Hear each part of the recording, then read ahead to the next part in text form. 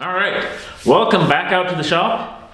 Today we're gonna continue on our quest to make this race thingamajig. Today we're just gonna start off with bending a couple tubes to kind of go around the engine piece and the cross member, which is going to be the main connection for the rest of the vehicle.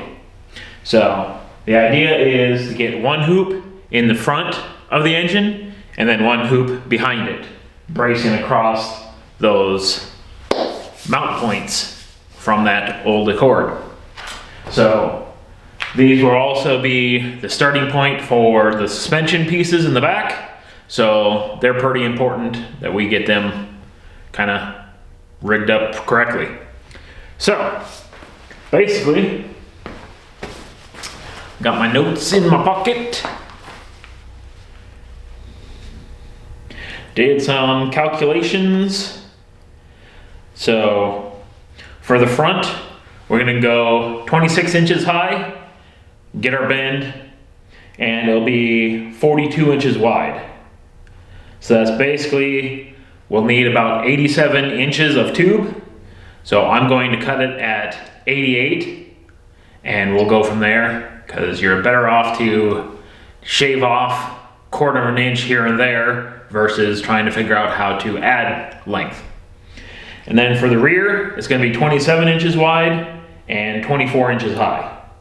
This will give us a little bit of slope going down towards the back, which is kind of what we want, because that's kind of the shape you want to have on the back end of this style car.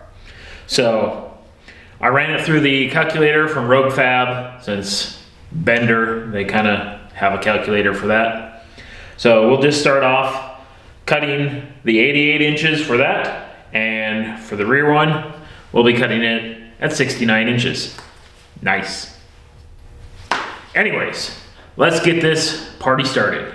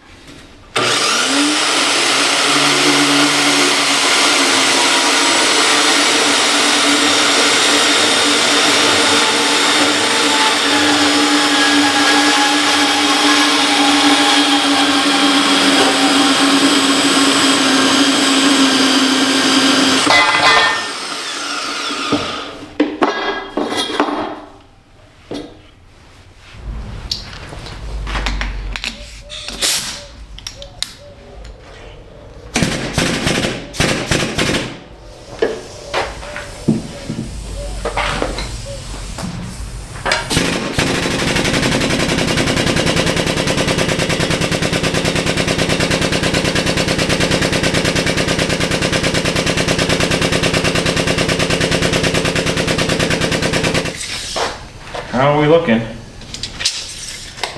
Looking pretty decent.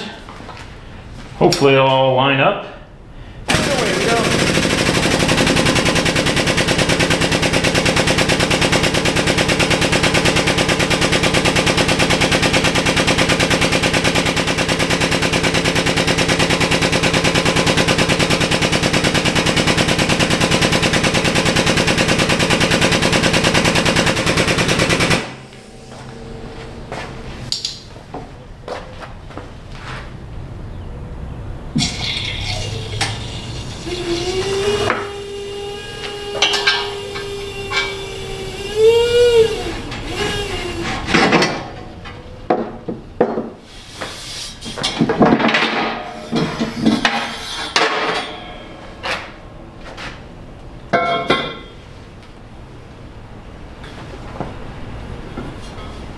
All right,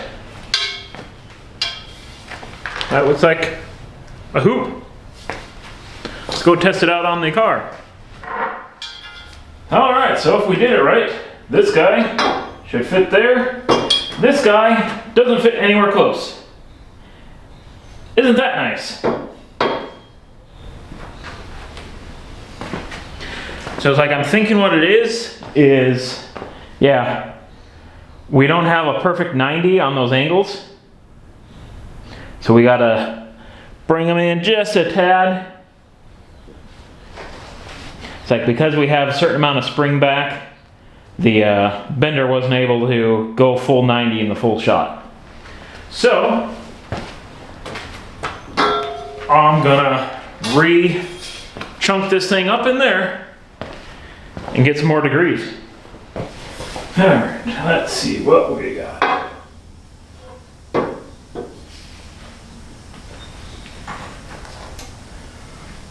Well, that's pretty close.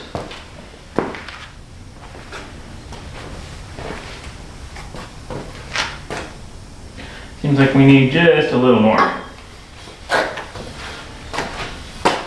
All right, so we got that. So, guess we just need to grab the welder, give it a couple zaps to hold in place, and we'll be moving on.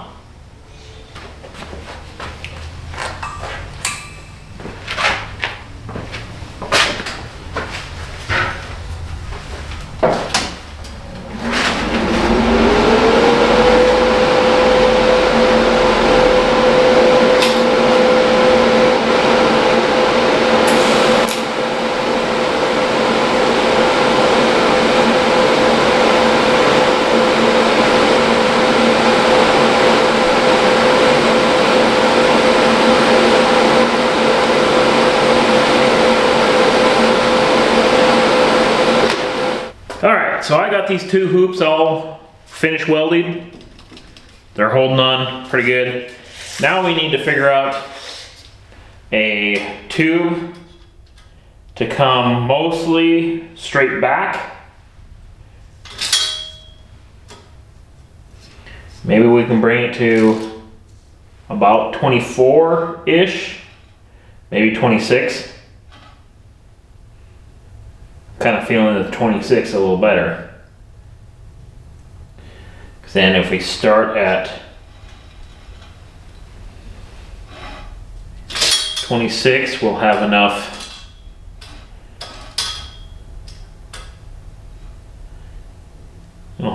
spaces for the A-arm. Maybe we just don't want to go to 27. And then start bending it and see where we end up. All right, I guess it's time to try out this rig. It's super cheap, so who knows how well it works. Let's just engage and find out.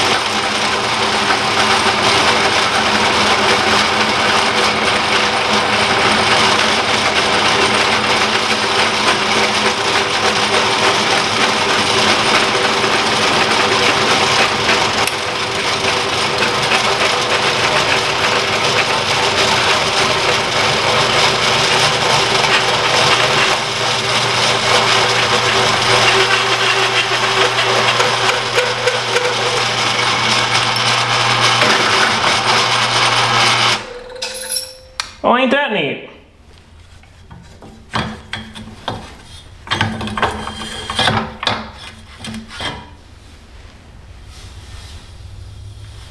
That sure is going to save me a lot of time. Alright, so essentially, we got that guy on there. Now we're going to have enough room that we can come up with some tabs up top for our A-arm. That probably should be closer to around maybe here. But more or less, we'll have brackets for our A-arms there, and then we'll be able to make some adjustments, caster, camber, all that fun stuff. Now back here, we're probably not going to worry about caster, because, you know, this is the rear of it. So,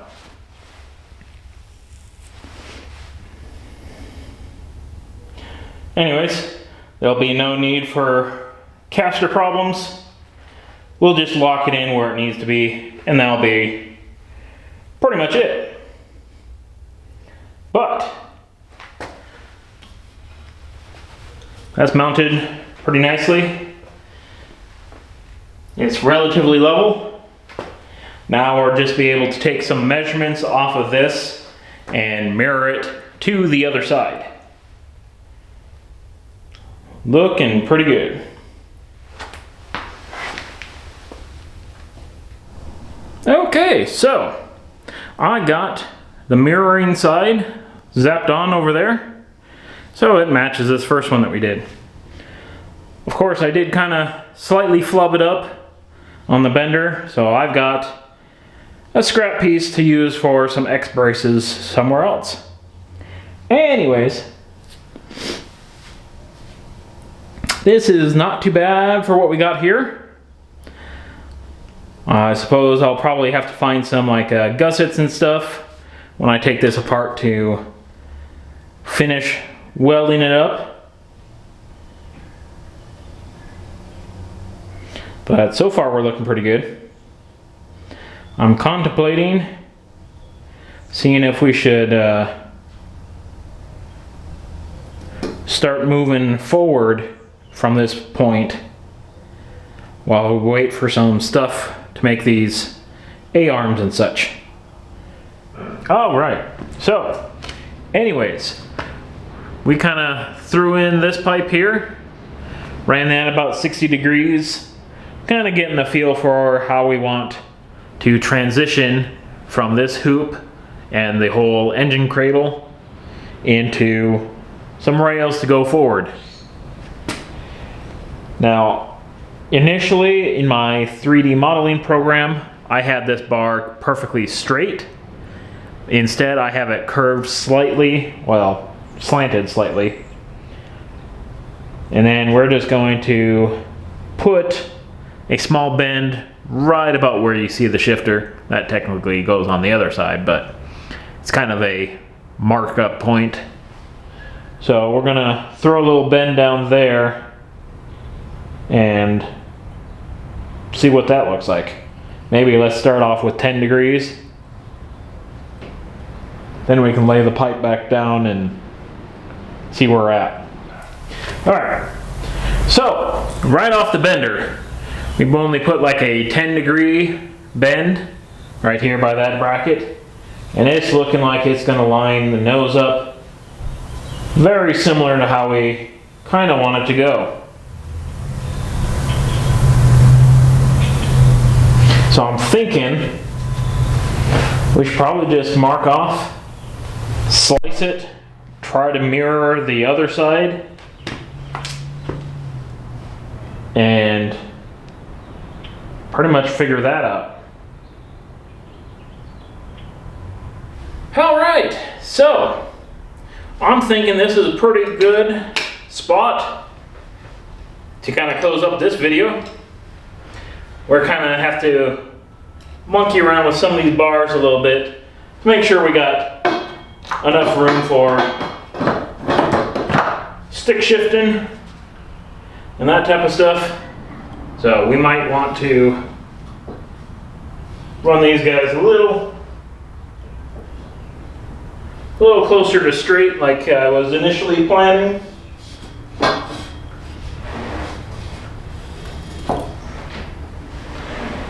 Something a little closer to that. That way we got plenty of room for the shifter over here.